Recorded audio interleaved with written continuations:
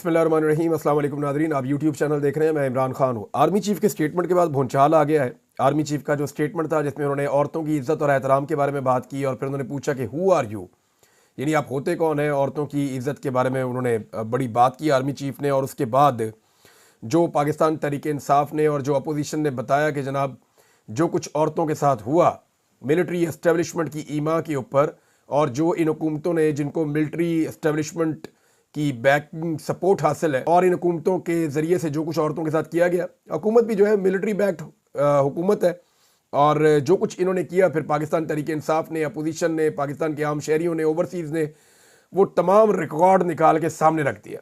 तहरीक इंसाफ में जितने इख्तलाफात थे वो आर्मी चीफ के स्टेटमेंट के बाद ख़त्म हो गए, और सारी की सारी तहरीक इंसाफ का जो फोकस है वो आर्मी चीफ के स्टेटमेंट के बाद इस बात की तरफ हो गया कि ये कैसे हो सकता है कि जुल्म भी हमारे खिलाफ हो और फिर हमारे खिलाफ ही बात की जाए, ये मुमकिन नहीं है।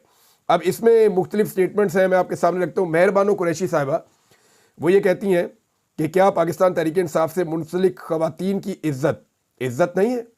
क्या हम इस कौम की बेटियां नहीं हैं? याद रहे, इस्लाम में खवातीन की इज्जत को लेकर कोई दोहरा मेयार नहीं है। ये मेहरबानो कुरैशी ने कहा। सनम जावेद ने कहा कि खवातीन की इज्जत पर भाषण देने वाले मुनाफिक को कोई बताए। डॉक्टर यास्मीन राशिद 2 साल से जेल में नाहक कैद हैं।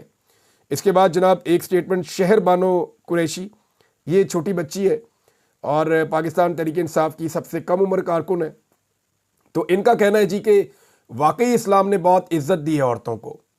तो वो कौन थे जिन्होंने औरतों को सड़कों पर घसीटा? वो कौन थे जो उनके बेडरूम्स में घुसे? वो कौन थे जिसने शहरियार अफरीदी को बेटियों की धमकियां दी? वो कौन थे जिन्होंने नाहक औरतों को कैद में रखा? ये शहर बानो छोटी बच्ची ने भी ये सवाल उठाया है। और इसके बाद जी हमाद अदर साहब का एक स्टेटमेंट है। हमाद अदर साहब क्या कहते हैं? आर्मी चीफ अगर खवातीन की इज्जत के बारे में जानना चाहते हैं तो रेहाना डार समेत उन तमाम खवातीन से गुफ्तगू कर सकते हैं जिन पर पुलिस और नामालूम अफराद ने जुल्म किया। सादुल्ला बलोच और शाह महमूद कुरैशी से बात कर लें जिनके घर की खवातीन को अगवा किया गया, यानी वो बहू भी उठा ली थी ना शाह महमूद कुरैशी साहब की। अगर कोई कसर रह जाए तो आदम सवाती वाला सानहा भी मौजूद है। ये जनाब हमाद अदर साहब का स्टेटमेंट है। मियाँ वकास महमूद साहब ने एक ट्वीट किया, मुझे बड़ा तकलीफ़ हुआ वो पढ़ के, और मैं वो आपको पढ़ के सुना देता हूँ। मियाँ वकास साहब कहते हैं जी कि मेरी अजीम माँ, मेरी बहादुर माँ, मेरी दलेर माँ। इमरान भाई आपको आप बीती बताता हूँ। जिस रात इनके साथ ये वाक़या हुआ मैं मुल्क छोड़कर जा चुका था। माँ जी लहू लुहान थी। इकलौती छोटी बहन का बाजू तोड़ दिया, घर तोड़ दिया। मेरे 2 भाइयों को अगवा करके ले गए। जब इनकी वीडियो गली के एक लड़के ने मुझे भेजी, लगता था जैसे क़यामत टूट पड़ी है। मैंने कॉल की और कहा कि अभी मैं मुल्क वापस आ रहा हूँ। मेरी माँ रोते रोते एकदम खामोश हो गई। मुझे कहा खबरदार ऐसा सोचना भी नहीं, तुझे ढूंढ रहे हैं, तू पकड़ा गया तो पता नहीं दरिंदे तेरे साथ क्या करेंगे। सब कुछ उजड़ चुका था, फिर भी नहीं। मेरी माँ ने कहा कि पार्टी छोड़ दो, मेरे बेटों को वापस लाओ। कहती है बेटा हम नहीं कहते पीटीआई छोड़ो, इमरान खान का साथ नहीं छोड़ना। यहाँ मैं हूं ना, बर्दाश्त कर लेंगे, बुरा वक्त है गुजर जाएगा। तुम अपनी आवाज़ पहले से ज़्यादा ताकत से उठाओ। मेरा पुत्र बिल्कुल परेशान नहीं होना, सच का साथ दे रहे हो, कुछ गलत नहीं कर रहे। इस दिन मुझे एहसास हुआ कि एक अनपढ़ सीधी सादी माँ मुझसे कहीं ज़्यादा नज़रिया इमरान को पहचान चुकी थी। ये मियाँ वकास महमूद साहब का स्टेटमेंट है। कासिम सूरी साहब ने भी एक स्टेटमेंट दिया है। वो कह रहे हैं कि वो शख्स जिसने हमारी माँओं बहनों के दुपट्टे खींचे वो हमें बताता है कि औरतों का एहतराम क्या होता है। आज तुम्हें वो माँ बहनें जिन्हें तुमने जेलों में बंद किया, जिनकी इज्जतों पर तुमने हाथ डाला, वो बता रही हैं कि तुम कौन हो। ये कासिम सूरी साहब का स्टेटमेंट है, ये भी आपके सामने आ गया। पाकिस्तान तहरीक इंसाफ ने भी आर्मी चीफ के स्टेटमेंट के ऊपर एक जवाब दिया है, और ये अपने ऑफिशियल अकाउंट से उन्होंने जवाब दिया है। उन्होंने कहा जनाब मुल्क के खिलाफ खेली गई रिजीम चेंज ऑपरेशन की साजिश के बाद आपकी पुश्त पनाही में जो जुल्म और फस्तायत की अंधोनाक दास्तानें रकम हुई हैं, इनका निशाना इस कौम की माएँ बहनें बेटियां भी बनी। आज आप किस तरह अपने सफाक चेहरे पर यह मज़हब और इखलाकियात का मास्क चढ़ाकर दीन में खवातीन के मकाम पर भाषण दे रहे हैं। गुज़िश्ता 2.5 साल में औरतों को घसीटा, उनकी चादर खींचना, उन पर इद्दत जैसे घटिया मुकदमा बनाना, उन्हें पाबंदे सलासल करना, घरों का तकद्दुस पामाल करना, ये सब आपके इस बयान के मुनाफी है। आपने खतूत तो नहीं पढ़े, लेकिन अब इस बयान के बाद सोशल मीडिया पर अवामी रद्द-ए-अमल ज़रूर देखिएगा, ताकि आपको मालूम हो सके कि अवाम हक़ाइक़ से बखूबी वाकिफ़ है। ये आर्मी चीफ का जो स्टेटमेंट था, उसके बाद है स्टेटमेंट आर्मी चीफ का औरतों के हवाले से ये था कि चाहे वो माँ हो, बेटी हो या बीवी, इस्लाम ने औरत को इज्जत दी, फिर तुम कौन होते हो वो इज्जत छीनने वाले? Who are you? तुम्हें ये इख्तियार किसने दिया? कोई इसे नहीं छीन सकता। ये आर्मी चीफ का स्टेटमेंट था। और उसके बाद फिर जो स्टेटमेंट आए हैं एक के बाद एक के बाद एक, और वो वीडियोस और तमाम चीज़ें लोगों ने निकाल कर लगाई जो जुल्म और बर्बरियत पाकिस्तान तहरीक इंसाफ की खवातीन के साथ की गई है। अगर कोई ये कहेगा ना कि 9 मई की वजह से की गई है, तो मैं आपको दर्जनों ऐसी वीडियोस दिखा दूंगा और दर्जनों ऐसी चीज़ें निकाल कर ले आऊँगा जो 9 मई से पहले की हैं। यास्मीन राशिद के साथ जो जुल्म और बर्बरियत हुई 9 मई से पहले हुई। बहुत सारी और खवातीन के साथ जो जुल्म और बर्बरियत हुई वो 9 मई से पहले हुई। 9 मई से पहले जो है वो बहुत सारी खवातीन के ऊपर अटैक किया गया, उन्हें मारा गया, उन्हें टॉर्चर किया गया, उन्हें गिरफ्तार किया गया। ये सब कुछ 9 मई से पहले भी हो रहा था। नाज़रीन, आर्मी चीफ के बयानात के हवाले से मैं एक चीज़ आपके सामने रखता हूँ। इससे पहले जब आर्मी चीफ बयानात देते थे ना, तो वो बड़े ओपन बयानात होते थे, यानी उनमें क्लैरिटी होती थी। वो पता चलता था कि किसके बारे में कह रहे हैं, और जिसके बारे में कहते थे क्लियरली उसका नाम लेके उसको मुखातिब करते थे। अभी ये जो स्टेटमेंट आते हैं ना, ये स्टेटमेंट्स ग्रे एरिया में होते हैं। होता क्या है कि आर्मी चीफ स्टेटमेंट देते हैं, उसी स्टेटमेंट को आप इस्तेमाल कर लें दहशत गर्दों के खिलाफ, उसी स्टेटमेंट को आप इस्तेमाल कर लें पाकिस्तान तहरीक इंसाफ के खिलाफ। क्योंकि पाकिस्तान की मिलिट्री एस्टेब्लिशमेंट बड़े लंबे अरसे से पाकिस्तान तहरीक इंसाफ को मार रही है, लिहाजा ये स्टेटमेंट ज़्यादातर उनकी तरफ आ जाते हैं। और जो हुकूमत है या हुकूमत के लोग हैं वो करते ये हैं कि आर्मी चीफ के स्टेटमेंट को उठाते हैं और पीटीआई के ऊपर चढ़ाई कर देते हैं, और हुकूमती सहाफ़ी, हुकूमती लोग या टाउट्स हैं, वो ये कहते हैं जी आर्मी चीफ अब नहीं छोड़ेंगे पीटीआई को, और अब एस्टेब्लिशमेंट ने फैसला कर लिया, आर्मी चीफ का स्टेटमेंट ये बता रहा है कि वो पूरे अज़म के साथ अब पीटीआई की खैर नहीं है। तो फिर पीटीआई का रद्द-ए-अमल भी आता है।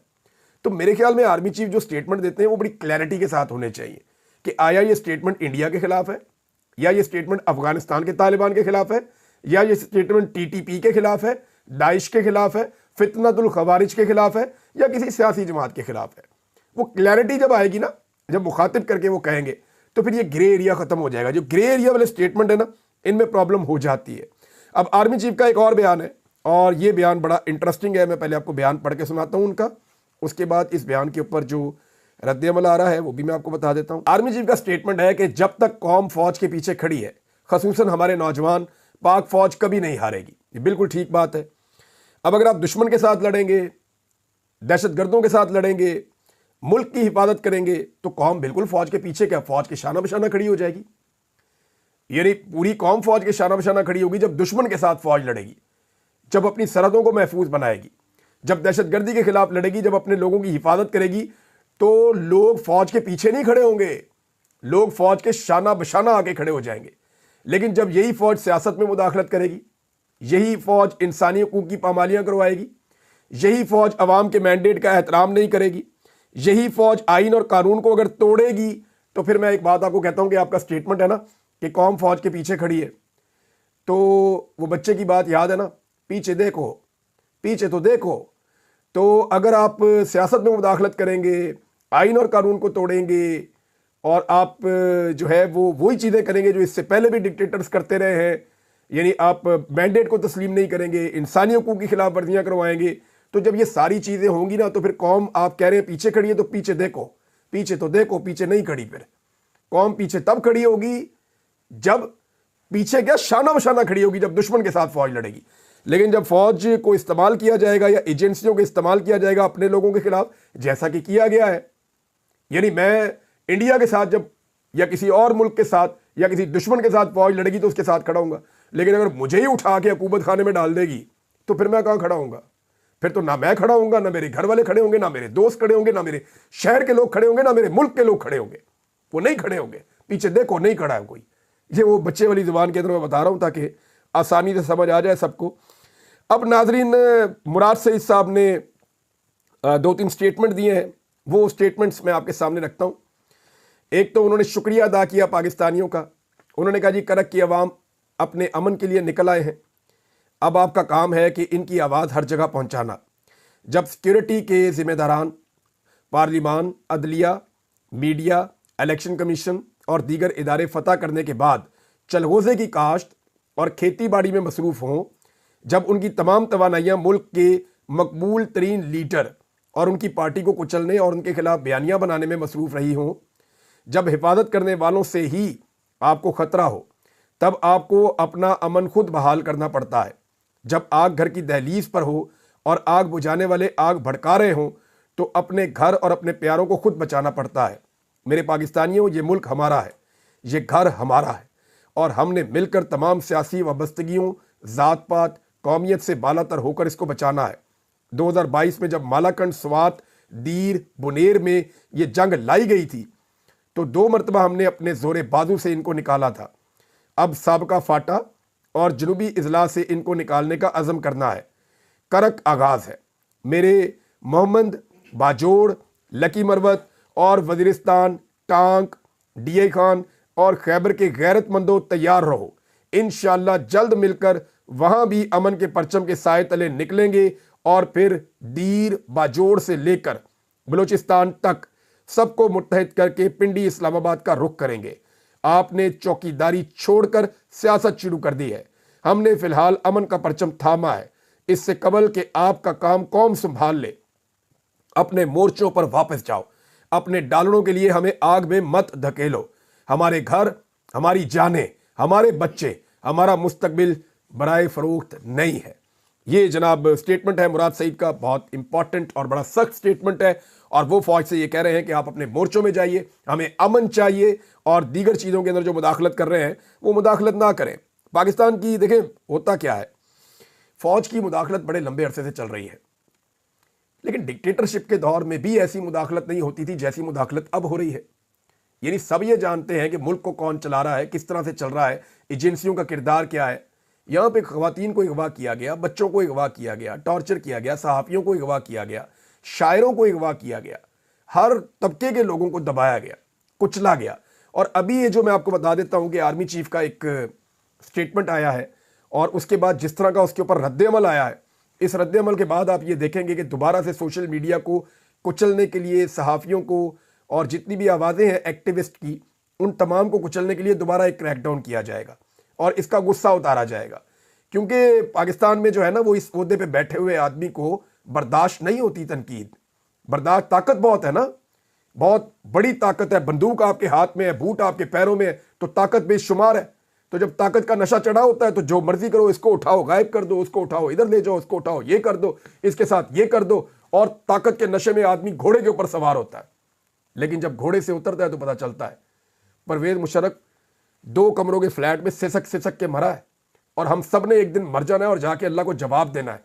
फिर जिस जिस औरत के गिरेबान में हाथ डाला है ना, वो वहां अल्लाह के हुजूर जाके जवाब मांगेगी कि तुमने मेरे गिरेबान में हाथ डलवाया सिर्फ इसलिए कि मैंडेट मेरा था, सिर्फ इसलिए कि अवाम मेरे साथ खड़ी थी, सिर्फ इसलिए कि मैंने तुम्हारे सामने झुकने से इनकार कर दिया, मैंने अपने लीडर के साथ वफादारी की। तो ये सारी चीज़ों का जवाब अल्लाह ताला के सामने जाकर तो देना पड़ेगा, या दें या ना दें। नादरीन, एक चीज़ मैं आपको और पढ़ के सुनाता हूँ। आज पाकिस्तान में बार बार ये कहा जाता है ना कि रियासत से लड़ाई, रियासत से लड़ाई। बहुत सारे टाउट आपको कह रहे होते हैं, ओ जी रियासत से कोई नहीं लड़ सकता और रियासत से लड़ाई नहीं करनी चाहिए। तो ये तासुर दे रहे होते हैं कि पाकिस्तान की फौज जो है वो रियासत है। DGI SPR जब आते हैं रियासत से लड़ाई, मैं आज आपको बताता हूं कि रियासत की डेफिनेशन क्या है। ये जो सारे कहते हैं ना रियासत से लड़ रहे हैं, रियासत पे हमला कर दिया है, वो भी कोर कमांडर हाउस रियासत नहीं है, रियासत है ही नहीं। वो पिलर ऑफ द स्टेट जो होते हैं ना, रियासत के 3 सतून होते हैं। ये मीडिया तो जबरदस्ती बना हुआ है, एक्चुअली 3 सतून होते हैं। एक जुडिशरी है, वो तो फतह हो गया, एक पार्लियामेंट है, वो भी फतह हो गया, और एक जो है वो उसको कहते हैं इंतज़ामिया कह लें, या आप उसको मुकन्नना कहते हैं, या आप ये कह लेंगे जो सारी की सारी आपके जितने इदारे हैं उन सबको आप मिलाएं, एडमिनिस्ट्रेशन वो ही होती है। तो उसके अंदर से एक छोटा सा हिस्सा है फौज भी, यानी जहां इतने सारे इदारे उनमें एक इदारा फौज भी है, और फौज के अंदर जहां इतने सारे कोर कमांडर हैं उनके अंदर एक कोर कमांडर लाहौर का भी है। तो कोर कमांडर हाउस पे हमला कोई रियासत पे हमला नहीं है। ये रियासत के एक पिलर का एक छोटा सा एलिमेंट है, उसका एक दफ्तर है, वहां के ऊपर अटैक हुआ है। अब आप आ जाए कि रियासत किसे कहते हैं और रियासत पे हमला कैसे होता है, ये मैं आपको बताता हूं और कब कब रियासत पे हमला हुआ है। आइन का आर्टिकल 7 है, ये पाकिस्तान का कॉन्स्टिट्यूशन है, उसका आर्टिकल 7 निकालें और उसको आप पढ़ें। ये डिफाइंस करता है द स्टेट। ये आर्टिकल 7 तारीफ करता है स्टेट की, एक्चुअली स्टेट है क्या या रियासत है क्या। Which includes the federal government, parliament, provincial governments and local authorities. बस ये रियासत है। मजे की बात यह है, ये सारी चीजें वो है जो आवाम मुंतखब करती है। यानी इस रियासत के अंदर कोई ये कहीं भी नहीं लिखा हुआ फौज रियासत है, कहीं भी नहीं लिखा हुआ पुलिस रियासत है, कहीं भी नहीं लिखा हुआ कि अदलिया रियासत है, कहीं भी नहीं लिखा हुआ कि कोई और दफ्तर रियासत है, कहीं भी नहीं लिखा हुआ कि GHQ रियासत है, कहीं भी नहीं लिखा हुआ कि कोर कमांडर हाउस रियासत है, कहीं भी नहीं लिखा हुआ कि IG का दफ्तर रियासत है, कहीं भी नहीं लिखा हुआ कि फलाना सरकारी दफ्तर रियासत है। नहीं लिखा हुआ। लिखा हुआ क्या है? लिखा हुआ है जो चीजें रियासत में आती हैं, federal government, parliament, provincial governments and local authorities. अब पार्लियामेंट के अंदर आपके सेनेट आ गई, कौमी असम्बली आ गई, सूबाई असम्बलियां आ गई, सूबाई और वफाकी हुकूमतें आ गई। और लोकल अथॉरिटीज का मतलब यह है कि जो आपके मेयर शेयर बनते हैं या आपके काउंसलर या नाजिम बनते हैं, ये लोकल अथॉरिटीज आपकी आ गई। ये है आपकी रियासत की डेफिनेशन आपके आइन के मुताबिक। तो कोर कमांडर हाउस के ऊपर या इधर जो वो गलत हुआ, जो हुआ वो गलत हुआ, लेकिन उस हमले को आप रियासत पे हमला नहीं कह सकते। फौज के साथ इख्तलाफ को या फौज की पॉलिसी से इख्तलाफ को आप रियासत से इख्तलाफ आप नहीं कह सकते, क्योंकि फौज या कोई फौजी वो रियासत नहीं है। रियासत की डेफिनेशन मैंने आपको बता दी है आईने पाकिस्तान के मुताबिक। अब या तो इसको बदल के इसके अंदर एक कॉमा लगा के आगे लिखे कि मिलिट्री चीफ, या इसके अंदर डालें आपके मिलिट्री जो है वो भी रियासत है। मिलिट्री तो रियासत नहीं है। रियासत तो जनाब 4 चीजों पे उन्होंने बताई है आइन के मुताबिक, federal government, provincial governments, parliament and local authorities. ये है जी रियासत। पार्लियामेंट के ऊपर थोड़ा सा पहले अटैक हुआ था नकाबपोशों का, वो था रियासत पे हमला। याद आ गया आपको? वजीर आला खैबर पख्तूनख्वा को 2 मरतबा अगवा किया गया, वो था रियासत पे हमला। MNAs को अगवा किया गया, वो था रियासत पे हमला। सेनेटर्स को अगवा किया गया, वो था रियासत पे हमला।